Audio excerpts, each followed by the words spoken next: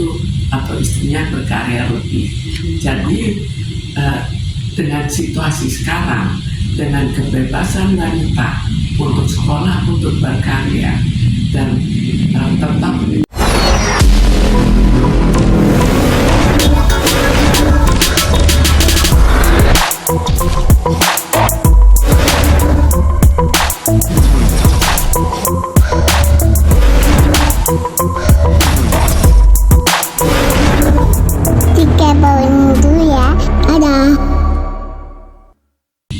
sebetulnya merasa lebih hebat itu kalau memang lebih tinggi otomatis merasa lebih hebat.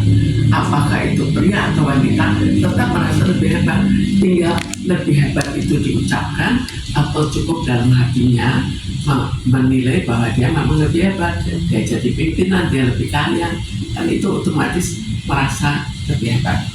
Tapi hal begitu itu tidak perlu sampai diucapkan secara terlalu terbuka.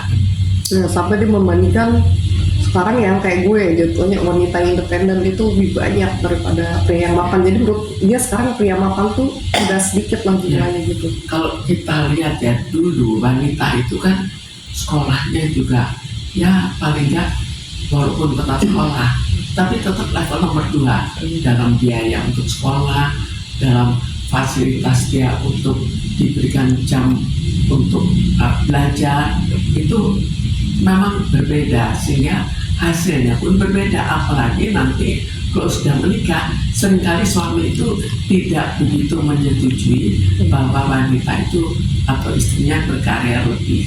Jadi dengan situasi sekarang, dengan kebebasan wanita untuk sekolah, untuk berkarya dan tetap memaksakan untuk karyanya dibandingkan dengan dulu yang bisa dikendalikan oleh suami, maka dengan sendirinya wanita independen itu jadi lebih banyak. Tapi bisa dikatakan lebih angkuh gak sih kayak gitu, sifat yang angkuh gak seperti itu, merasa independen? Sekarang apakah itu disebut sifat angkuh atau sifat tidak mau terlalu tunduk pada pria? Kalau dulu kan tunduk sekali, pria itu sepertinya mengatur segala-galanya. Tapi karena mereka punya kekuatan tersendiri, maka mereka juga tidak mau terlalu diatur. Itu sebetulnya ya secara kenyataannya itu memang hal yang wajar ya. Tinggal kita juga harus menyesuaikan untuk tidak mengecilkan. Misalnya kita jangan mengecilkan pria. Buat apa mengecilkan? Kita juga tidak mengecilkan sesama wanita. Kenapa pria harus dikecilkan? Ya, sebenarnya itu hak orang untuk membangga-banggakan diri. Tapi apakah pantas kita lakukan itu? Sama seperti sekarang misalnya orang kaya raya, dia tiap hari pakai mobil mewah, lalu dandannya pakai emas banyak, ya itu hak dia. Tapi sebetulnya bukan hak kalau itu didapatkan secara tidak halal. Tapi apakah pantas dan wajar untuk kita lakukan di depan orang-orang yang ekonominya kurang? Kan hanya masalah pantasnya. Jadi bisa dikatakan real itu pamer dengan pencapaiannya. Sebetulnya itu memang salah satu yang sifatnya pamer kan, dan salah satu yang membuat akhirnya masyarakatnya lebih rendah itu terkadang juga merasa ya kok perbedaan antara kaya dan miskin itu begitu bagus, begitu besar gitu. Jadi begitu menonjol. Jadi sekarang kalau kita lihat mudah-mudahan berikutnya itu berubah, karena sekarang kalau kita lihat pemerintahan sekarang tidak mau terlalu menonjolkan kelebihan kehebatan dari seorang menteri misalnya dibandingkan dengan yang lain. Ya dia lebih saja, nggak perlu terlalu dibesar-besarkan.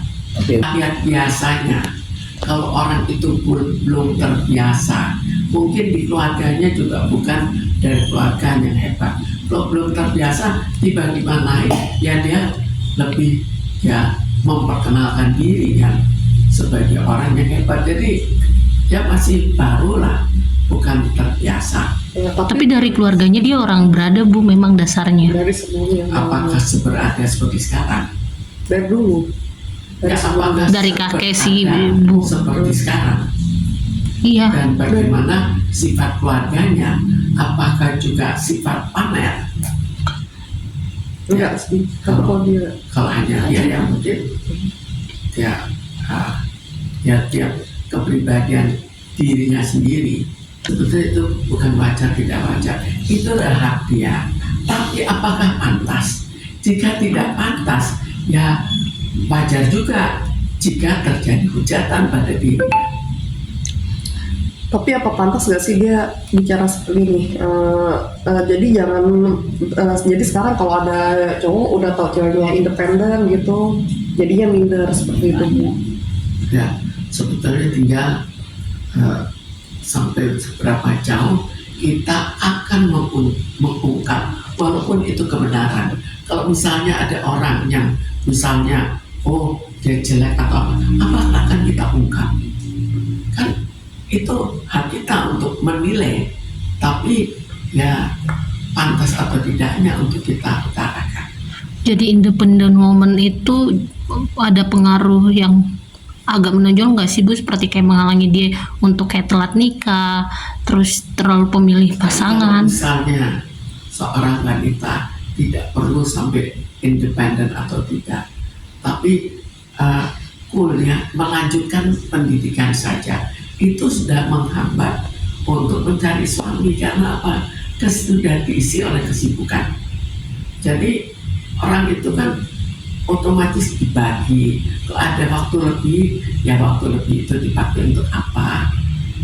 Tinggal ya waktu lebih itu kita paksakan untuk disisihkan, sisihkan untuk mencari seorang pasangan untuk bergaul, atau kita tidak peduli karena kita sudah berkarya.